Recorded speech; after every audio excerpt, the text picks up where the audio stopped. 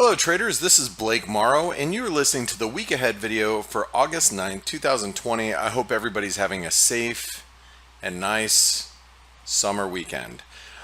Before I get started with the week ahead video, I just want to let you guys know I'm actually filming this just a wee bit early. I've got some commitments early tomorrow where I'm moving some of my wife's office equipment around. So therefore, it's usually during the time that I film these videos. So I just wanted to get this out to you early. So the reason why I mentioned that is because there could be some political headlines, especially regarding the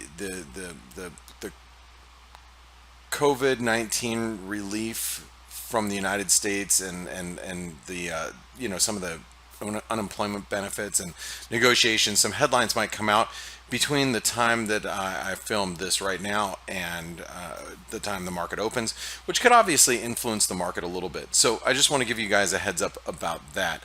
But as of right now, what I'm going to give you is a technical overview of the market and talk about some of the things that are happening this next week and some of the things that happened last week as well. But before I do have to mention, if you guys haven't tried out ForexAnalytix, remember, it's only $1 for 10 days. $1 for 10 days. Download the mobile app when you do that, because you're going to be able to use the mobile app while you're testing out the product and our platform rather. And then also, it doesn't matter if you decide to go with the light version or you go with the full premium version. You're going to get to test out the premium version. So make sure you download the mobile app. Also, if you want to learn about how to get ForexAnalytix for free for a period of time, you can actually sign up for a live Pepperstone securities account. This is brand new for us. If you're outside the United States and outside of Canada, you can actually sign up for a Pepperstone account. You'll get 2 months for free of ForexAnalytix Premium. Then if you do a few trades, all the details are here. You'll also be able to get another couple of months of ForexAnalytix on top of that. Then if you're outside, let's say you're not if you're not outside the United States or Canada, you can actually go to Forest Park FX and they'll show you how to get into a cash rebate program if you want. So anyway, enough about that. I just wanted to mention all that for you before we go into the charts and what's happening this next week. Now, last week, matter of fact, with Pepperstone Securities, we had Chris Weston and we were talking about the dollar, and we were talking about how the dollar would show some signs of life from a seasonality standpoint. And what happened is the dollar was pretty mixed, but we actually closed, I want to say, about where we opened, but maybe even slightly higher depending on what pair you're looking at. And if you have written off the dollar, I don't think we should do that just yet. Okay, I still think that the dollar seasonality can still play higher into the month of August. And remember, it's just we're in the second week of August. So what you'll see here is with the euro, we've actually really stalled at the 119 level, and really 117 is going to be really key support. But you'll notice that resistance holding on some of these other currencies, like the cable, big resistance at the 132 level. Matter of fact, let me show you something over here. If you look at the cable, one of the reasons why this 132 level is so big, we have, you can see this right here, 161% extension of this, the last down move came in right at 131.85. This is also horizontal resistance right here, and as you saw in that previous chart, okay, it's also a 618 retracement basically of this. Let me grab my fibs.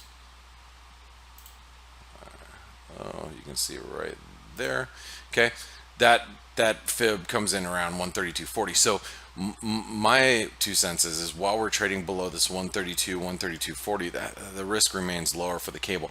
But here's that support I was just talking about with the euro, 117, right? See, I believe if we get below 117 in the euro, and if the cable gets below, this 130, which is actually 129.90, which is the 38% retracement, then you're going to see a little stop loss run. Do I think the dollar is ready to,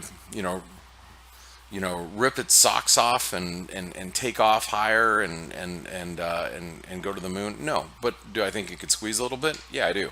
And here's the dollar index. Dollar index right now, as we see it, look at this from just a pure technical formation. Okay, this is the dollar index, by the way. We talked about the dollar index possibly bottoming because we have this, completion of a bear flag pattern, but we're below the multi-year trend line, right? Multi-year trend line, 2011 to today. Yeah, we're below it. But notice what happened this last week, okay? See relative strength? See it diverge? Okay. See the lows? We hit new lows. Barely. I mean, I'm talking within a pip or two. Relative strength diverged. So what happens if we clear this resistance? Well, now we have a double bottom, which you just take this like that, and you take this and go like that, and that would take us to a squeeze-a-rooney to 95.50, right? Which a 95.50 breakdown point, one of the multi-year trend lines, yeah, I guess it'd be not multi-year trend lines, but it would, I guess it is multi-year. February 2018, spike low, right? Take us right back to 95.50. So what does that tell you? What does that tell us right now? If we get above 94 in the dollar index, you don't want to be short. How about that? I can make it pretty simple for you. 94 is going to be a really big resistance.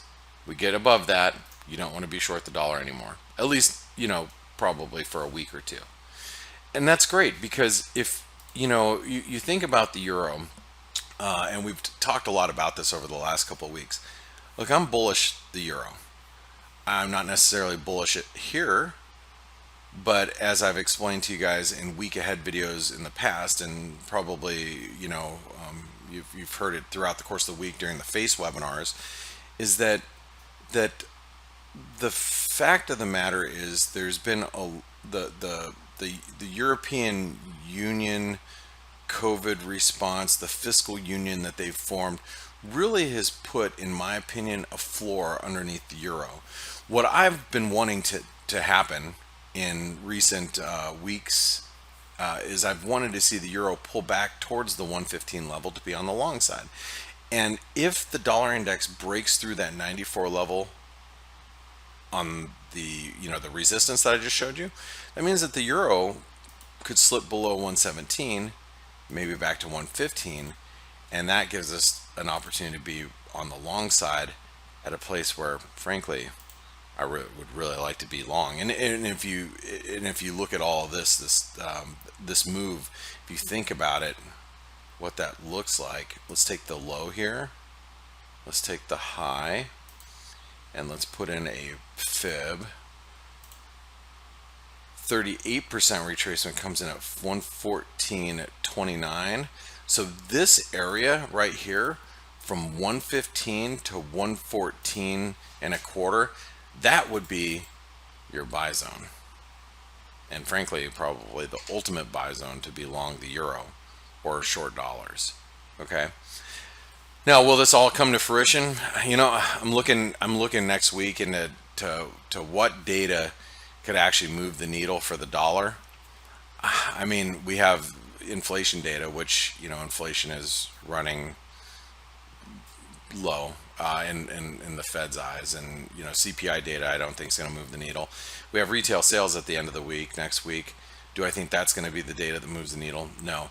What I think could possibly move the needle next week would be the equity markets. So let's talk about those for just a second, and then I'll wrap it up here. So if you look at, and it's not just, actually it's not just the equity markets, it's the equity markets, and I got to take a look at precious metals too. Let's take a look at the Nasdaq. So the Nasdaq, we're at all-time highs. We hit the 127% extension of this last move. As you guys know, and if you've been watching, I mean, the Nasdaq just keeps ratcheting higher. Relative strength is really divergent. it's been really divergent this whole move. You know, you can see it right here. It's just been divergent, which is a risk, you know, for bulls. And we still closed in breakout territory. But what if the Nasdaq actually pulls back a little bit? You know, we start to see a pullback, you know, back towards 10,500, maybe even, you know, a bigger move towards 10,000. You know, what if that happens? Then you're going to see the dollar strengthen. Now, I'm obviously being a little exaggerated here, but you know, I'm trying to give you the reasoning for the dollar to strengthen, maybe. Okay, let's take a look at the S&P. Now, the S&P, this is a deceiving chart because this is not the right chart I should be looking at. And I'll tell you the reason why. They had a bad print on this feed. That didn't happen. All right, so if you look at the S&P, we actually just closed near the all-time highs. So you know, S&P is actually that is not correct. Let's see if I can do it a different way. Whoops. Let's do it this way. There we go. So I mean, the S&P is, you know, we're reaching for overbought, a little divergent here. Actually, let me clear up the chart a little bit. But you can see this gap being filled. You know, it's all filled now. So, you know, if the politicians in the United States, the Democrats and Republicans, cannot come to an agreement, you know, maybe the stock market comes off a little bit here. And if it does, maybe the dollar strengthens as a result, right? And I think that is a risk for the dollar, you know, because the dollar could actually bounce a little bit on risk aversion. Last thing I guess I should talk about is gold and silver. So gold actually had a bad day on Friday. This is called an outside day. It's not, I don't think that's quite engulfing. Let me double check here. That is not engulfing, but that's an outside day. And an outside day, you know, signals that we should, you know, see a little bit of a sell-off. So could gold, you know, dip back below 2,000? I think so. You know, remember 1920 right here is the multi-year or all-time high breakout point, right? So let's go over to a weekly chart. Okay, right here. Let's just go ahead and let's take this. I don't even need this anymore, right? But I'll use it. Put it up here, so now we know where it's at. Let's go back to the daily chart here.